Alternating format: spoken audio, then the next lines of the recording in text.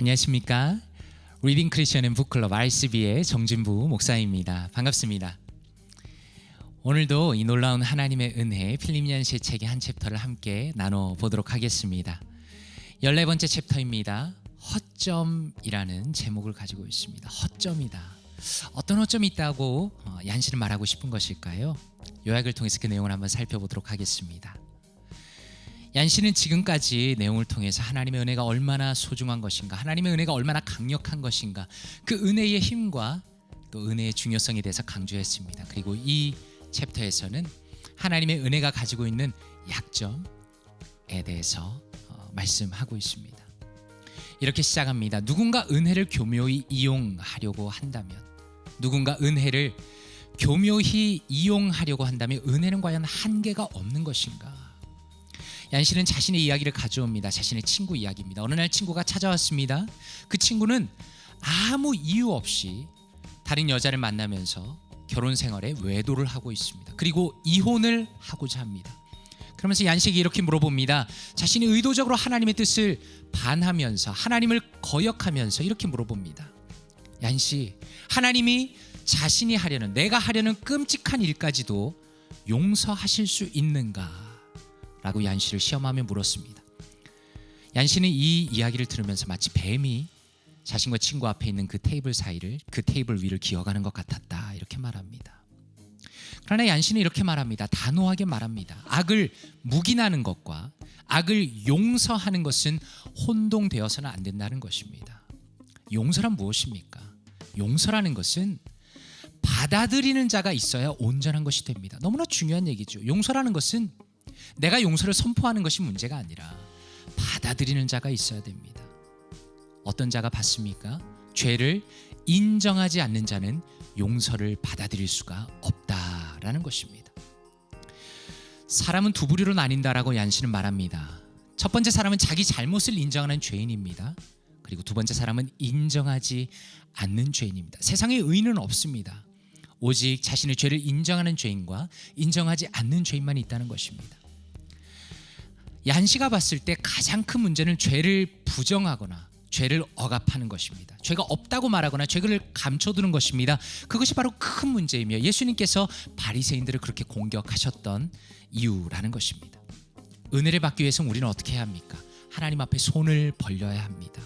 그 행동을 기독교 용어로 회개라고 말한다라고 말합니다. 회개라는 것은 하나님이 우리에게 독단적으로 요구하시는 그런 것이 아니라 우리가 하나님께 복귀하는 행위를 뜻한다는 것입니다. 회개라는 것은 어떤 것입니까? 기쁨의 잔치가 기다리는 집으로 돌아가는 것입니다. 아버지 하나님께서 계신 그 집으로 우리가 돌아갈 때 그때의 관계 회복의 길이 열린다라면서 회개의 중요성을 말하고 있습니다. 우리가 회개를 두려워할 필요가 없습니다. 그것은 하나님께서 내 죄를 깨우치시는 그 이유는 우리를 멸하시려고 하는 것이 목적이 아니라 우리를 유익하게 하시고 자유를 얻게 하시기 위해서이다, 이렇게 말합니다. 자유를 얻기 위해서는 우리가 교만한 마음이 아니라 하나님께 전적으로 의지하는, 나 자신에 대해서 무력하다고, 나 자신은 무력하다라고 그렇게 고백하는 마음이 있어야 된다라고 말합니다. 자기 자신에 대해서 철저하게 절망할수록 하나님의 은혜가 없으면 아무것도 아니다, 나는 죄인일 수밖에 없다라는 그 절망한 신자일수록 은혜에 대한 확신을 절실하게 고백한다라고 얀시는 말합니다. 다시 말해서 한 사람이 가지고 있는 그 죄의식이라는 것은 자신의 영혼이 하나님을 얼마나 크게 느끼는가에 대한 그 중요한 척도가 된다라고 얀시는 말하고 있습니다. 어려운 부분이 이것입니다. 그리스도인은 이론상으로는 죄에 대해서 죽었음에도 불구하고 죄는 끊임없이 우리의 삶 속에 들어온다라는 것입니다. 죄인인 인간은 어떻습니까? 참 안타깝게도 실제로는 은혜의 허점을, 은혜의 약점을 악용해서 당장 욕심대로 행동하고, 마치 얀시의 친구처럼 당장 욕심대로 행동하고 나중에 회개하려는 속셈을 가질 수도 있다라고 말합니다. 그러나 바울 사도는 바로 이러한 인간의 태도에 대해서 단호하게 그럴 수 없다라고 말합니다. 은혜 아래에 있다고 편하게 죄를 지을 수 없다. 은혜를 더하게 하려고 혹은 죄를 지을 수 없다라고 분명하게 은혜를 악용해서는 안 된다고 말하고 있습니다. 바울은 은혜를 악용해서는 안 된다라는 것을 로마서에서 몇 가지 예를 들면서 설명합니다. 이렇게 설명합니다. 로마서 6장에서는 인간이 하나님의 은혜를 악용할 수 없는 이유는, 남용할 수 없는 이유는 죄에 대해서 죽은 우리가 더 이상 죄 가운데 살 수 없기 때문입니다. 바울 사도는 말씀하기를 성도는 죄에 대해서 스스로 죽은 자로 생각하고 여기고 받아들이고 죄가 우리 몸에 왕노릇하지 못하게 해야 한다라고 말합니다. 그리고 또한 죄인은 자신의 자유의 표출이라고 사람들이 이렇게 주장하죠. 난 자유로워, 난 그래서 마음대로 살 수 있어 라고 말하면서 담배나 술이나 마약이나 포르노를 남용하지만, 거기에 빠져 있지만 실제로는 그러한 악한 것들은 인간의 가혹한 상전이 된다. 인간을 얽어맨다. 인간을 거기에다가 얽어매서 벗어날 수 없도록 끔찍한 모습으로 만든다라는 것을 강조합니다. 그렇기 때문에 성도에게 있어서 꼭 필요한 것은 그런 맥락에서 죄를 떠날 뿐만 아니라 자아를 부인하는 것입니다. 나의 죄된 자아를 부인하는 것입니다. 그리고 오히려 세상의 악한 것들에 매여 있는 것이 아니라 예수 그리스도의 노예가 되어서 예수님을 우리의 참된 복종의 대상으로 삼아야 한다라고 얀신은 말하고 있습니다. 마지막 세 번째 이유로 로마서 7장에서는 바울은 신앙생활을 결혼에 견주고 있기 때문에 우리가 하나님의 은혜를 남용해서는 안 된다라고 말합니다. 이렇게 예를 듭니다. 만약에 누군가 결혼 첫날 밤 신부에게 이렇게 말한다고 생각해 보십시오. 내가 앞으로 바람둥이로 산다 하더라도 당신은 용서할 기회가 더 많아지기 때문에 더 좋은 것 아닙니까? 라고 말한다면, 만약에 누군가 그렇게 말한다면 얀씨는 그런 사람은 뺨을 올려쳐야 된다라고 말합니다. 왜냐하면 그것은 사랑의 기본도 모르기 때문입니다. 너무 중요한 이야기죠. 하나님께서는 우리를 인간의 결혼 관계보다 더 친밀한 관계로 우리를 원하신다라는 것입니다. 하나님의 놀라운 사랑을 알 때에 하나님의 은혜를 남용하지 않고 은혜에 감격해서 살아갈 수 있다, 이렇게 말합니다. 내적인 변화라는 것은 어떻게 일어납니까? 관계를 필요로 합니다. 하나님과의 관계를 필요로 합니다. 사랑을 필요로 합니다. 그렇기 때문에 예수님과 바울이 율법 전체를 하나님을 사랑하라라는 짧은 명령에 다 담으셨다라면서 얀신은 이 내용을 마무리하고 있습니다. 그렇다면 책 안의 한마디를 통해서 조금 더 살펴보기를 원합니다. 얀신은 하나님의 은혜를 남용해서는 안 된다. 하나님의 은혜는 너무나 중요한 것이다. 그리고 그 핵심은 사랑이다라는 것을 강조하기 위해서 어거스틴을 인용합니다. 이렇게 말합니다. 선한 삶을 사는 최고의 이유는 스스로 선한 삶을 원하는 것이다. 내적인 변화는 관계를 필요로 한다. 그것은 사랑을 필요로 한다. 사랑으로가 아니라면 선해질 자 누구인가? 어거스틴의 말이다. 그는 또 이런 유명한 말을 했다. 하나님을 사랑하라. 그리고 당신이 하고 싶은 대로 하라. 그는 이 말을 아주 진지하게 했다. 하나님을 진정 사랑하는 자는 하나님을 기쁘시게 하고 싶을 수밖에 없다라고 얀신은 말하고 있습니다. 너무 중요한 부분이죠. 신앙생활에 있어서 가장 중요한 것은 하나님과의 관계입니다. 우리가 하나님과의 관계가 있기 때문에, 그리고 하나님을 사랑하기 때문에 사실상 하나님의 은혜를 남용한다, 이용한다라는 것은 있을 수 없는 일이죠. 하나님을 사랑하기 때문에 우리의 신앙이 끊임없이 하나님과 그분을 향해 달려갈 수 있다는 것을 얀신은 보여주고 싶어 하는 것입니다. 그렇다면 말씀을 통해서 한번 이 내용을 조금 더 바라보기를 원합니다. 마태복음 22장 37절 말씀입니다. 이렇게 말씀합니다. 예수께서 이르시되 내 마음을 다하고 목숨을 다하고 뜻을 다하여 주 너의 하나님을 사랑하라 하셨으니, 이렇게 말씀합니다. Jesus replied, Love the Lord your God with all your heart and with all your soul and with all your mind. 이렇게 말씀합니다. 이 부분에 대해서 토니 에반스 스터디 바이블은 이렇게 설명합니다. 조금 길지만 한번 읽어보겠습니다. God's entire law, in fact, can be reduced to this. At their core, the Ten Commandments are really a command to love God. While we frequently associate love with a feeling, it must be more than that because it's something that can be commanded. God wants a relationship with you. He wants you to love Him, to passionately and righteously pursue His glory. So what does loving God look like? It requires all of your heart, soul, and mind. In other words, your entire being. God will not share you with anyone. Your love for Him must be comprehensive. It's easy to say I love God, but words can be cheap.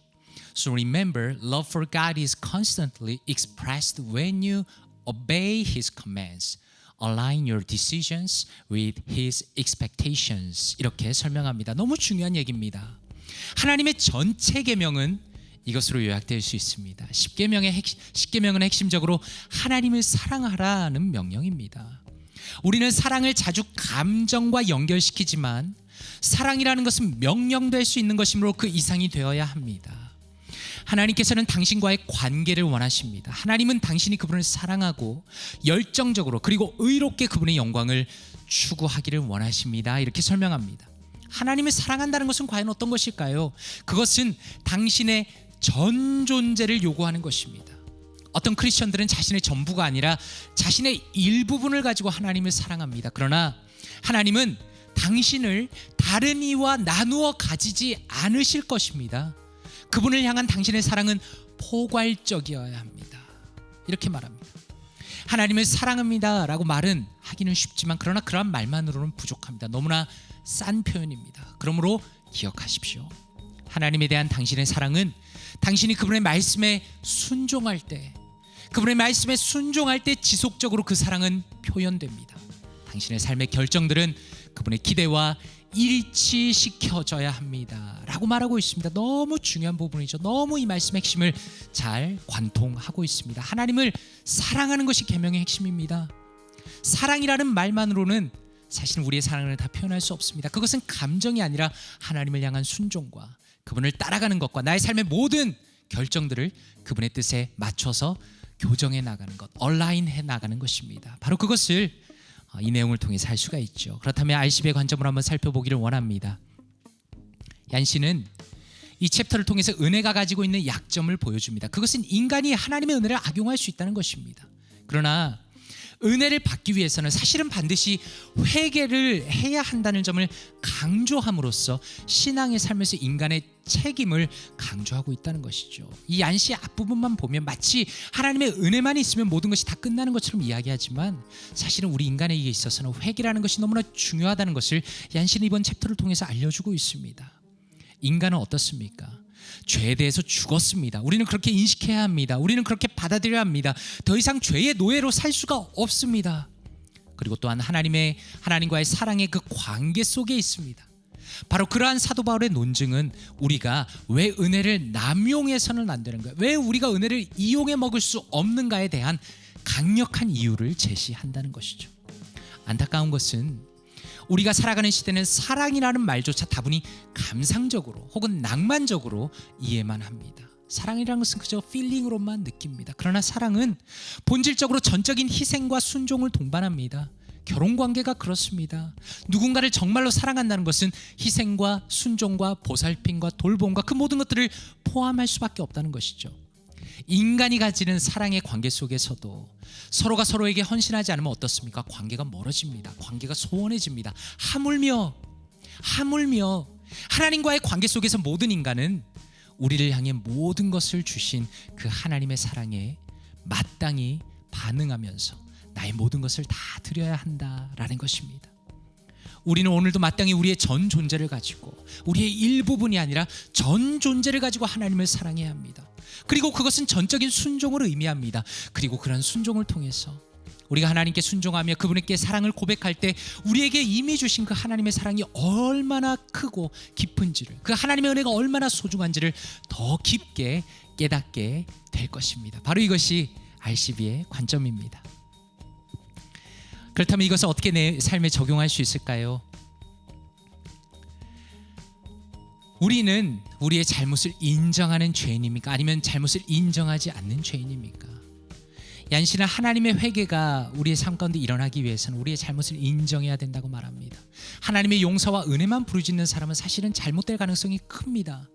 자신이 죄인이라고 인식하는 사람, 하나님에 대해서 자신의 죄를 절절히 깨닫고 아파하는 사람이 하나님의 용서와 은혜를 누린다라는 것입니다. 그런 면에서 내가 정말 죄를 인정하는 죄인인지 아니면 하나님 앞에 그저 떳떳하게 은혜만 말하는 사람인지를 한번 자신을 평가해 보십시오. 당신은 하나님을 사랑하는 사람입니까? 만약 하나님을 사랑한다면 우리가 말로만 그렇게 할 것이 아니라 그저 감정으로만 그렇게 말할 것이 아니라 오늘 바로 당신이 하나님 앞에 순종해야 되는 부분이 무엇인지 구체적으로 생각해 보시고 그것을 실천해 보시길 바랍니다.